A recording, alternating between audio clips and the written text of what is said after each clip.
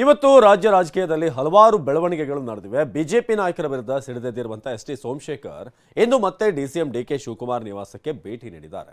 ಕೇವಲ ಭೇಟಿ ನೀಡೋದಷ್ಟೇ ಅಲ್ಲ, ಬಿಜೆಪಿ ನಾಯಕರು ಕೆಲವರು ರಾತ್ರೋರಾತ್ರಿ ಬಂದು ಡಿಕೆ ಅವರನ್ನ ಮೀಟ್ ಆಗ್ತಾರೆ. ಆದರೆ ನಾನು ಹಾಗಲ್ಲ, ರಾಜಾರೋಷವಾಗಿ ಬರ್ತೀನಿ ಅಂತ ಹೇಳಿದ್ದಾರೆ. ಮತ್ತೊಂದು ಕಡೆ ಕುಮಾರಸ್ವಾಮಿ ಸಿದ್ದರಾಮಯ್ಯ ಗಂಜಿ ಕೇಂದ್ರ ಓಪನ್ ಮಾಡಿದ್ದಾರೆ ಅಂತ ಹೇಳಿದ್ದಾರೆ. ಕೆಲವರು ನೈಟ್ ಬರ್ತಾರೆ. ಹೊಸ ವರ್ಷದ ಮೊದಲ ದಿನವೇ ಎಸ್ ಟಿ ಸೋಮಶೇಖರ್ ಬಾಂಬ್. ನಾನು ರಾಜಾರೋಷವಾಗಿ ಬರ್ತೀನಿ, ಕೆಲವರು ಕತ್ತಲಲ್ಲಿ ಬರ್ತಾರೆ. ನಮ್ದೇನು ಬ್ಲ್ಯಾಕ್ ವೈಟ್ ಇಲ್ಲ,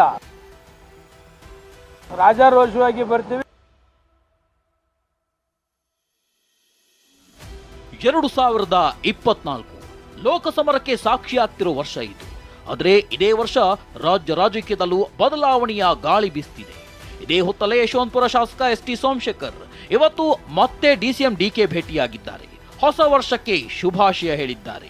ಬೆಂಗಳೂರು ಭಾಳ ನಿಮ್ಮ ನೇತೃತ್ವದಲ್ಲಿ ಇಂಪ್ರೂವ್ಮೆಂಟ್ ಆಗಲಿ, ಎಲ್ಲ ಡೆವಲಪ್ಮೆಂಟ್ ಫಾಸ್ಟಾಗಿ ಆಗಲಿ ಅಂತೇಳಿ ಅವರಲ್ಲಿ ನಮ್ಮ ಕ್ಷೇತ್ರದ ಬಗ್ಗೆನೂ ಕೂಡ ಒಂದು ರಿಕ್ವೆಸ್ಟ್ ಮಾಡಿದ್ದೇವೆ. ಬಟ್ 2024 ವರ್ಷ ಒಳ್ಳೆಯದಾಗಲಿ ಅಂತೇಳಿ ಹೊಸ ವರ್ಷದ ಶುಭಾಶಯಗಳನ್ನು ಅವರಿಗೆ ಹೇಳಿದ್ದೇನೆ, ಅಷ್ಟೇ, ಬೇರೆ ಏನಿಲ್ಲ. ಡಿಸಿಎಂ ಡಿಕೆ ಭೇಟಿ ಬಳಿಕ ಬಿಜೆಪಿ ಶಾಸಕ ಎಸ್ ಟಿ ಸೋಮಶೇಖರ್ ಹೊಸ ಬಾಂಬ್ ಸಿಡಿಸಿದ್ದಾರೆ. ಕೆಲ ಬಿಜೆಪಿಯವರು ರಾತ್ರಿ ಬಂದು ಡಿಕೆ ಭೇಟಿಯಾಗಿ ಹೋಗ್ತಾರೆ. ಮತ್ತಷ್ಟು ಜನ ಮಾಧ್ಯಮಗಳ ಕಣ್ತಪ್ಪಿಸಿ ಡಿಕೆ ಭೇಟಿಯಾಗ್ತಾರೆ. ನಾನು ರಾಜಾರೋಷವಾಗಿ ಭೇಟಿಯಾಗುತ್ತೇನೆ ಎಂದು ಹುಬ್ಬೇರುವಂತೆ ಮಾಡಿದ್ರು. ನೋಡಿ, ಕೆಲವರು ನೈಟ್ ಬರ್ತಾರೆ, ಕೆಲವರು ಮಾಧ್ಯಮದವರಿಗೆ ಮಿಸ್ ಮಾಡಿ ಬರ್ತಾರೆ. ನಮ್ದೇನು ಬ್ಲ್ಯಾಕ್ ವೈಟ್ ಇಲ್ಲ, ರಾಜಾರೋಷವಾಗಿ ಬರ್ತೀವಿ, ಕಾನ್ಸ್ಟಿಟ್ಯೂನ್ಸಿ ವಿಚಾರ ಬರ್ತೀವಿ, ಮಾತಾಡ್ತೀವಿ. ನೋಡಿದ್ದೀನಿ, ನಾನು ಇದ್ದಂಗೆ ಎಷ್ಟೋ ಸಾರಿ ಬಂದಿರ್ತಾರೆ, ಅವ್ರು ಯಾರನ್ನೂ ಕೂಡ ತಾವು ಗಮನಿಸೋದಿಲ್ಲ. ಬರೀ ಯಶವಂತಪುರ ಕ್ಷೇತ್ರದ ಶಾಸಕರನ್ನೇ ಗಮನಿಸ್ತೀರಿ. ತಾವು ಕೂಡ ಒಳ್ಳೆಯದಾಗಲಿ. ಇದಿಷ್ಟು ಒಂದ್ ಕಡೆಯಾದ್ರೆ ಜೆಡಿಎಸ್ ಮತ್ತು ಕಾಂಗ್ರೆಸ್ ನಾಯಕರ ನಡುವೆ ಮಾತಿನ ಯುದ್ಧ ಶುರುವಾಗಿದೆ. ಸಿಎಂ ರಾಜಕೀಯ ಗಂಜಿ ಕೇಂದ್ರ ಓಪನ್ ಮಾಡಿದ್ದಾರೆ ಅಂತ ಎಚ್ ಡಿ ಕುಮಾರಸ್ವಾಮಿ ಹರಿಹಾಯ್ದಿದ್ರು.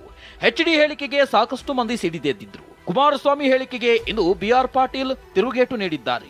ಎಚ್ಡಿಕೆ ಅವಧಿಯಲ್ಲಿ ಕೆಲಸಕ್ಕೆ ಬಾರದವರಿಗೆಲ್ಲ ಹುದ್ದೆ ನೀಡಿದ್ದಾರೆ, ಬೇಕಾದವರಿಗೆ ಗೂಟದ ಕಾರುಗಳನ್ನ ಕೊಟ್ಟಿದ್ರು ಅಂತ ಕಿಡಿಕಾರಿದ್ರು. ಅನುಭವ ಇರತಕ್ಕಂಥ ಒಬ್ಬ ಆರ್ಥಿಕ ತಜ್ಞನ ನೀವು ನೇಮಕ ಮಾಡ್ಕೊಂಡಿದ್ರೆ ಸೆಲ್ಯೂಟ್ ಮಾಡ್ತಿದ್ದೆ ನಿಮಗೆ ಸಿದ್ದರಾಮಯ್ಯನವರೇ. ಇವೇನು ಗಂಜಿ ಕೇಂದ್ರಗಳ ಸರ್ಕಾರದ ಈ ರೀತಿಯ ತೀರ್ಮಾನಗಳು ಅವರಿದ್ದಾಗ ಏನು ಮಾಡಿದ್ರು ಅಂತ ಕೇಳಬೇಕಾಗ್ತದೆ. ಅವರಿದ್ದಾಗೂ ಕೂಡ ಈ ಥರ ಅನೇಕ ಯಾರ್ಯಾರಿಗೂ ಕೆಲಸಕ್ಕೆ ಬರಲಾರ್ದವರಿಗೆ ಗೂಟದ ಕಾರು ಕೊಟ್ಟಿದ್ರು. ಇದು ನೈತಿಕತೆ ಅವ್ರ ಹತ್ರ ಇಲ್ಲ. ಅದೇನೇ ಹೇಳಿ, ಸಿಎಂ ರಾಜಕೀಯ ಸಲಹೆಗಾರರನ್ನ ನೇಮಕ ಮಾಡಿದ್ದೇ ತಡ ರಾಜಕೀಯ ವಾಗ್ಯುದ್ಧಕ್ಕೆ ಕಾರಣವಾಗಿದೆ. ಮಾಜಿ ಸಿಎಂ ಎಚ್ ಡಿ ಕುಮಾರಸ್ವಾಮಿ ಸರ್ಕಾರದ ವಿರುದ್ಧ ಸಿಡಿಗುಂಡುಗಳನ್ನ ಹಾರಿಸಿದ್ದಾರೆ. ಇದಕ್ಕೆ ತಿರುಗೇಟು ನೀಡುವ ಕೆಲಸಗಳನ್ನ ಕೈಪಡೆಯ ಸೇನಾನಿಗಳು ಸಹ ಮಾಡುತ್ತಿದ್ದಾರೆ. Bureau report, ಟಿವಿ9.